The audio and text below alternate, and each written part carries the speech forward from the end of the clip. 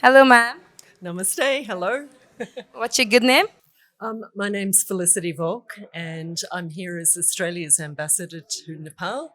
And I've been here for about 2 years. One of my favourite places to come is Mona. Every time I come down here, my heart feels enriched and enlivened by the beautiful Nepali art that we get to experience thanks to Mona.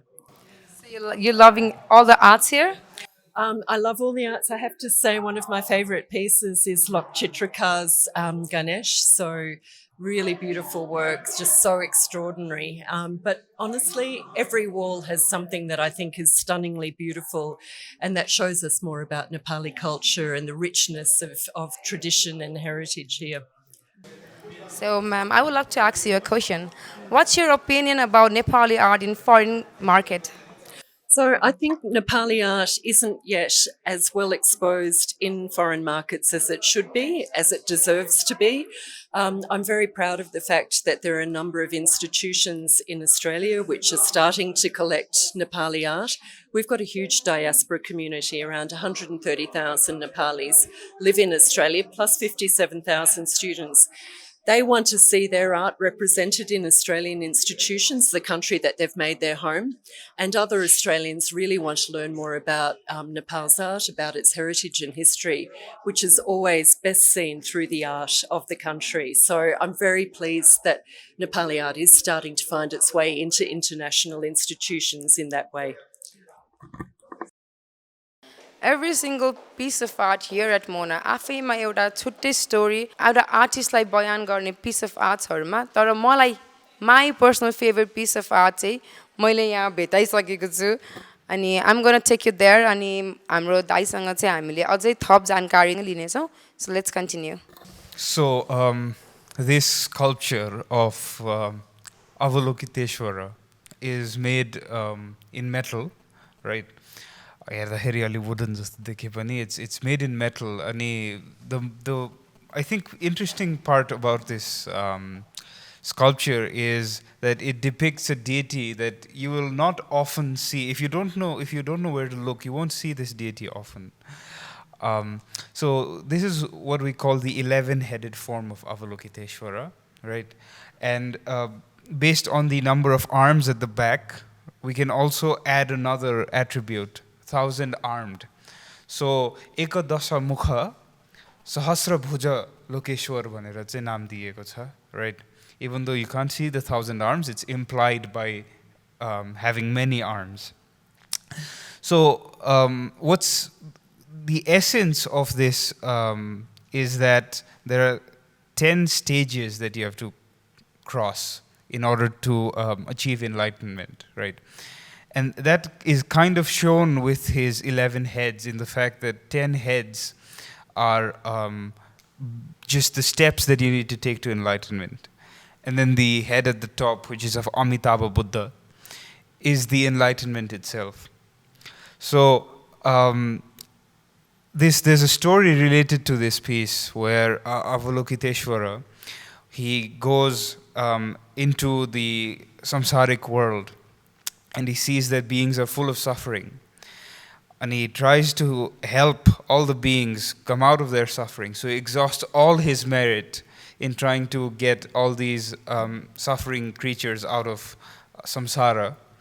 But as soon as he uses all his merit, he still sees that beings are suffering, an infinite amount of beings are suffering. And then he kind of has a loss of confidence. And at that moment, he breaks down in some sense. And Amitabha Buddha blesses him with 11 heads and 1,000 arms so that he can use these blessings to accomplish his activity of removing suffering from samsara. मलाई यसमा एउटा विशेष कुरा के छ भन्दाखेरि पहिला म यो झ्यालसाल भने काठीको यस्तै काठीकोमा बनाउँथेँ होइन अनि मैले मुखबाट के बग्यो भन्दाखेरि ल मसिन्द्र नानी म तपाईँलाई सुनी चराएर झ्याल राखेर एउटा बनाउँछु भनेर ठ्याक्कै एकपटक मेरो मुखबाट निस्क्यो होइन त्यो बेलादेखि चाहिँ मसिन्द्रनाथले मलाई दिनका दिन सपनामा देखिन तिमीले कहिले बनाउने यो त भनेको त कम्प्लिट गर्नु पऱ्यो भने दिनका दिन चाहिँ सपनामा देखाउने अनि हुँदा हुँदा मैले यो बनाएँ त्यो बेला पनि यो पुरा कम्प्लिट भएन यो सुन चढाउनु बाँकी थियो अनि 1 हप्ता अगाडि यो कम्प्लिट हुनुमा 1 हप्ता अगाडि पनि मलाई मूर्ति नै देखायो यही रथभित्र एकदम मुख यत्रो भएर मुन्नी फेस कहिले कम्प्लिट गर्ने यो अनि त्यस्तो पनि मलाई मुखबाट उहाँले बोल्नुभयो अनि म जसो गरेर पनि यो कम्प्लिट गर्छु 2060 सालमा जसो पनि म कम्प्लिट गर्छु भनेर वाचन गरेँ अनि त्यही बेला त्यही 60 सालको भुङमतीमा 12 बजे मेला हुन्छ त्यही दिन मैले यसलाई ठ्याक्कै कम्प्लिट गरेर ठ्याक्कै राखेपछि भोलिदेखि चाहिँ सपना बन्द भयो अनि अर्को एउटा विशेषता यो चाहिँ यो भैरवको मुकुट हो यो चाहिँ हटपट चाहिँ राख्नु हुन्न भन्ने कुरो हाम्रो नेवारी उसमा चाहिँ थियो होइन अनि मैले यो पनि बनाएर राखेँ यो बनाएर राखेको पूजा गरेर राखेको दिनमा मलाई यति नराम्रो सपना देखायो कि यो भैरवले मलाई के भन्यो भन्दाखेरि ओहो यत्रो खतरा मूर्ति चाहिँ मलाई बनाएर राख्ने नहुने चाहिँ बनाए अब म त तिमीलाई खान्छु भने भए सपनामा खान्छु भने भए म त असाध्यै डर लाग्यो अनि त्यो बेला मैले भन्दाखेरि मसिन्द्रनाथले के बोल्नु ल तपाईँ डराउनु पर्दैन भाइ मैले भने जस्तै भन्नु है भन्यो अनि त्यो बेला मैले मसिन्द्रनाथले के भन्नु भने ए भैरव तपाईँले चाहिँ यो मान्छेलाई खानु हुँदैन यो भन्नु कि ल भैरवजी गएर चाहिँ जमिनमा ढस्नु त्यति भन्नु भन्यो अनि जस्तै त्यस्तै भने त्यो बेलादेखि यो चाहिँ गएर पातालभित्र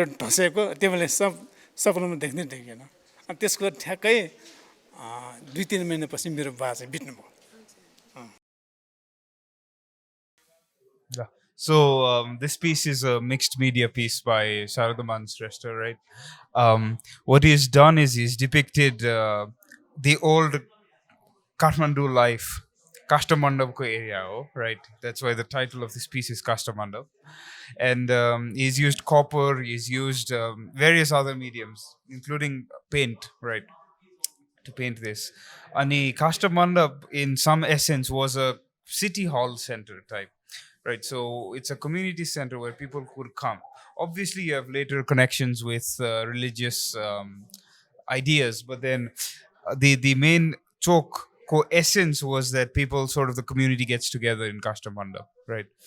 So Tio and then the background is very nice as well because you have Kathmandu ko bada dekhini pahadaru, right, in the background. So it's trying to depict Kathmandu as this community that's been nestled between the mountains, right? Ani the clouds with the sky above has also been done very, very brilliantly in order to sort of bring out the essence of Kathmandu, I think. Ani, what's supplemented this Kastamandapko piece is the inclusion of the separate statues at the bottom, right?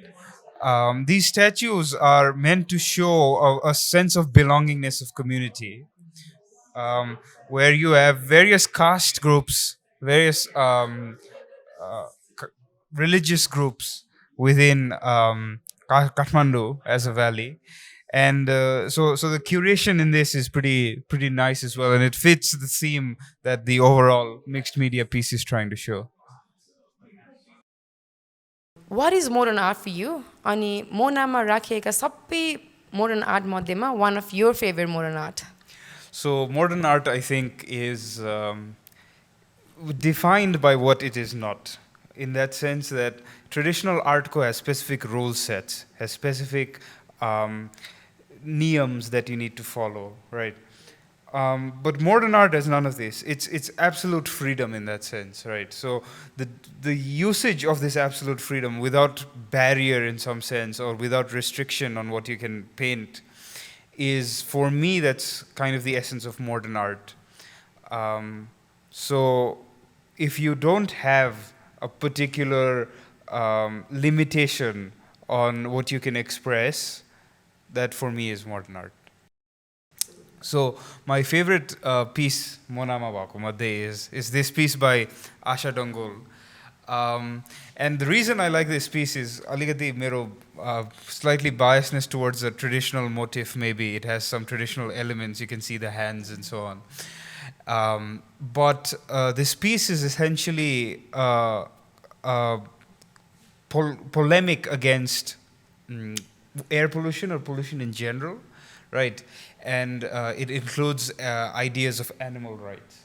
Right. So these are the two elements that you can see prominent in this painting, and the painting itself takes inspiration from the form of Yamantaka, and Yamantaka, he tramples on deities in traditional art, but then right now the form of this modern form is trampling on cars, which we know are one of the major sources of pollution. Kathmandu ma gaddi dhula huncha. We have we're very familiar with that. So that is kind of shown in his trampling of these modern machines, and he himself is wearing a mask, and his consort is also wearing a mask, right? So that itself shows, in some sense, that the air we're breathing is polluted, and it's causing problems. And then the side heads, being the heads of cows, are this idea that we need to take care of animals. Animals have rights in that sense, and they're living beings. And that's what's so intricate about this is it doesn't give a one definition about what this piece is. It's multiple definitions. It's layers of ideas about that are included in this painting.